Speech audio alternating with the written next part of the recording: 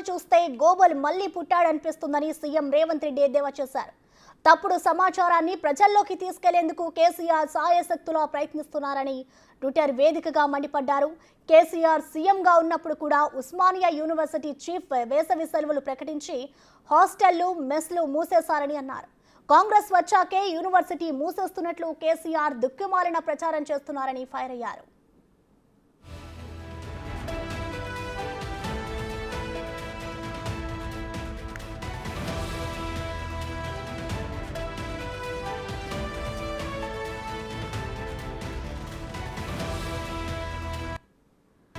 కేసీఆర్ను చూస్తే గోబల్ మళ్లీ పుట్టాడనిపిస్తుందని సీఎం రేవంత్ రెడ్డి ఎద్దేవా చేశారు.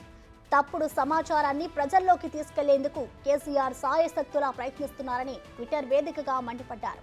కేసీఆర్ సీఎంగా ఉన్నప్పుడు కూడా ఉస్మానియా యూనివర్సిటీ చీఫ్ వేసవి సెలవులు ప్రకటించి హాస్టళ్లు మెస్లు మూసేశారని అన్నారు. కాంగ్రెస్ వచ్చాకే యూనివర్సిటీ మూసేస్తున్నట్లు కేసీఆర్ దిక్కుమాలిన ప్రచారం చేస్తున్నారని ఫైర్ అయ్యారు.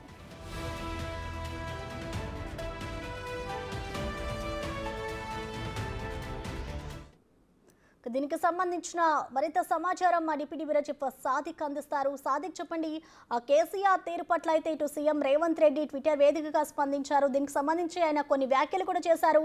ఎలా చూడాలంటారు సాదిక్?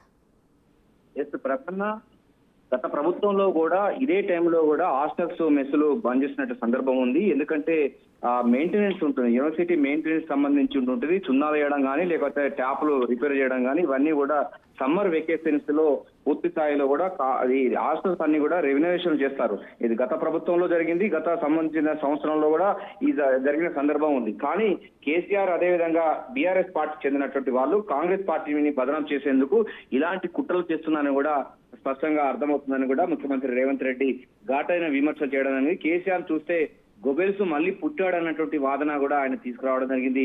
మొన్న సూర్యాపేటలో ఇట్లే మాట్లాడారు. అదేవిధంగా మహబూబ్నగర్ ఇట్టమడు ఉస్మాన్ యూనివర్సిటీకి సంబంధించినటువంటి తప్పుడు సమాచారాన్ని ప్రజల్లోకి తీసుకెళ్లేందుకు సాయశక్తులా ఆయన గొబెల్స్ ను నమ్ముకొని ఇట్లాంటి దుష్ప్రచారం చేస్తున్నారని కూడా రేవంత్ రెడ్డి ఘాటైన విమర్శలు చేయడం జరిగింది.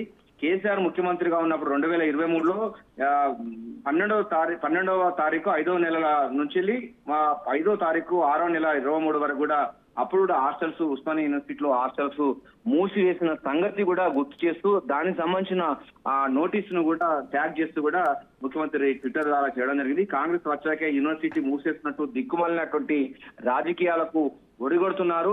కేసీఆర్ దిగజారు స్థానానికి ఇది పరాకాష్ఠంతో కూడా ఘాటైన విమర్శల ద్వారా ముఖ్యమంత్రి రేవంత్ రెడ్డి అయితే ట్విట్టర్ వేదిక ద్వారా ఆ విమర్శనాస్త్రాలు గుప్పించడం జరిగింది. మెయింటెనెన్స్ లో భాగంగా ఏ ప్రభుత్వం ఉన్నప్పటికీ సమ్మర్ వేకెన్సీస్ సందర్భంగా మెయింటెనెన్స్ కోసం హాస్టల్లో విద్యుత్ సంబంధించిన వైర్లు కానీ విద్యుత్ సంబంధించినటువంటి కేబుల్ వైరింగ్ కానీ లేకపోతే ట్యాబులు కానీ నీటి సరఫరా కోసం ట్యాబులు కానీ అదేవిధంగా ఫ్లోరింగ్ సంబంధించి కానీ లేకపోతే గోడల సున్నలు వేసుడు కానీ ఇవన్నీ కూడా మెయింటెనెన్స్ ప్రతి సంవత్సరంకు ఒకసారి చేస్తూ ఉంటారు.